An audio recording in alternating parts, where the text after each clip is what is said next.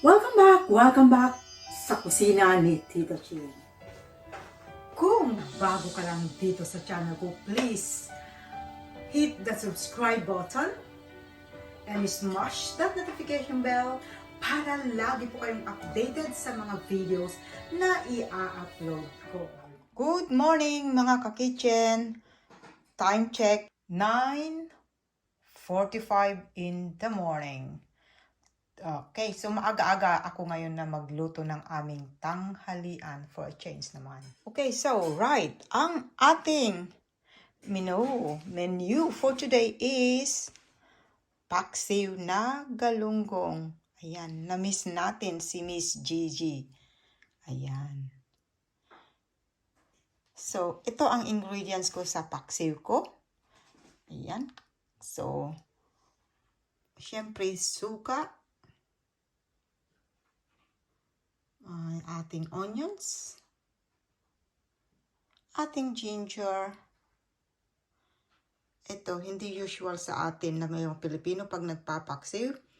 Mayroon ako dyan dill. Kasi ang dill ay nakakatanggal din ng, nakakatanggal din ng lansa. And mayroon ako dyan yung fish seasoning consisting of lemon and dill. Yan. Hindi po ako nagpo-promote ng brand dito, so any brand will do. And mayroon din po akong salt, Himalayan Salt. Ayan. So ang gagawin ko ay ganito ang first step na ginagawa. So ang gagawin ko ay yan, ihahalo natin lahat dyan yung ating mga ingredients. Like yung ating dill,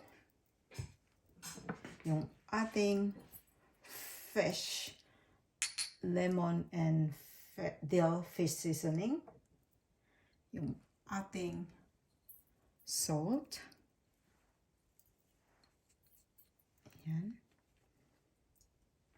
yung ating vinegar,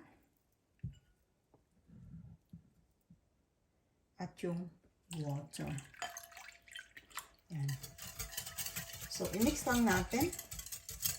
Gusto ko lang tikman muna kung tama na ba yung lasa bago natin ilagay sa ating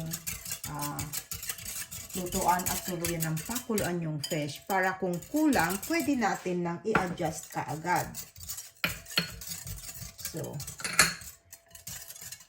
atin lang hanawin at pwede natin ilagay yan. Sama-sama natin. Yan. So, they're all there. Hanggang matunaw yung asin. Yan. So, tikman ko lang.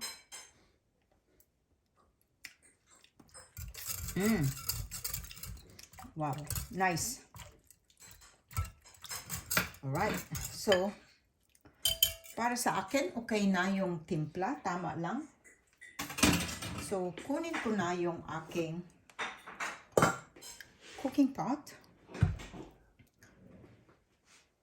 And then, ilagay na natin yung mga fish. I-arrange na natin.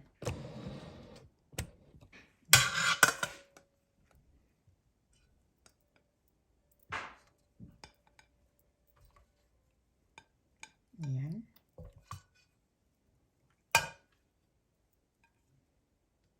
That's it.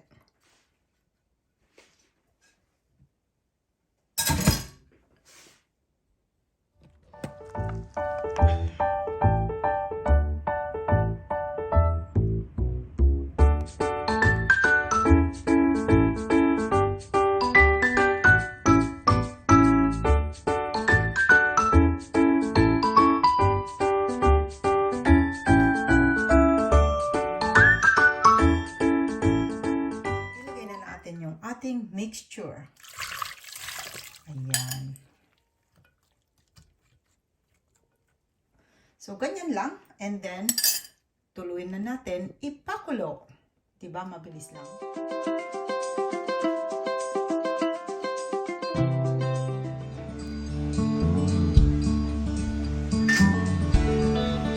Sundan natin yung ating kalan.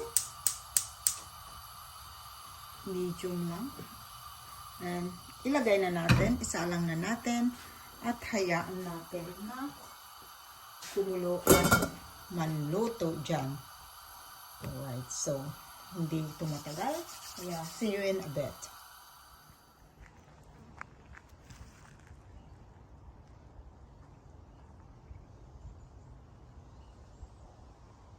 Wait pala, may nakalimutan ako, so ipapahabol ko yung sili.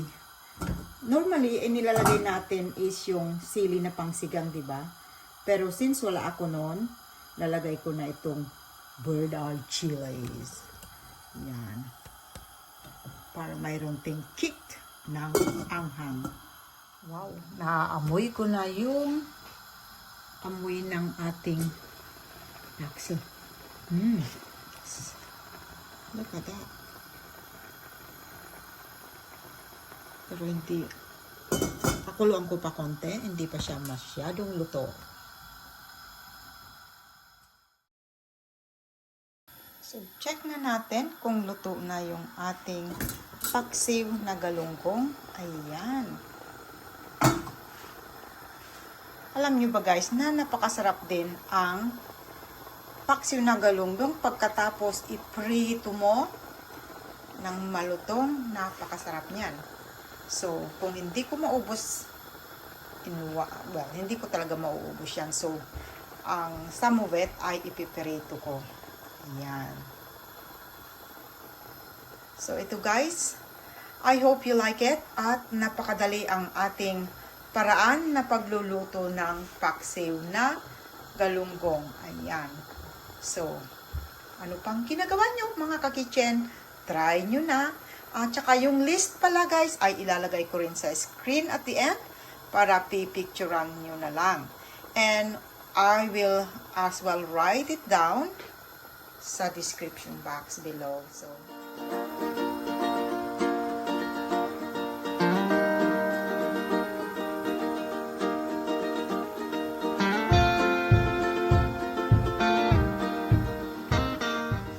eto na guys mga ka-kitchen, tayo na ay maghahain. Pagsalu-saluhan natin ang ating paksiw na galunggong. Napakasarap ito. Minsan, namimiss din natin ang mga pagkain Pinoy, kaya lagi ko talagang niluluto dito sa bahay namin ang ating pagkain Pinoy. Hindi yan nawawala. So, ito guys, napakadali lang nagayahin. It's just like one pot, paghalu-haluin lahat, and then pakuluan lang. That's it. Tapos. Kaya eto na, kung nagsawa kayo sa paksiw, pwede nyo ring iprito. Kaya eto na, kain na tayo. Thank you so much for joining me in my premiere. Now, let's welcome my channel members. Please do connect and support to all of them as they are all very legit and very supportive. Thank you very much. Bye!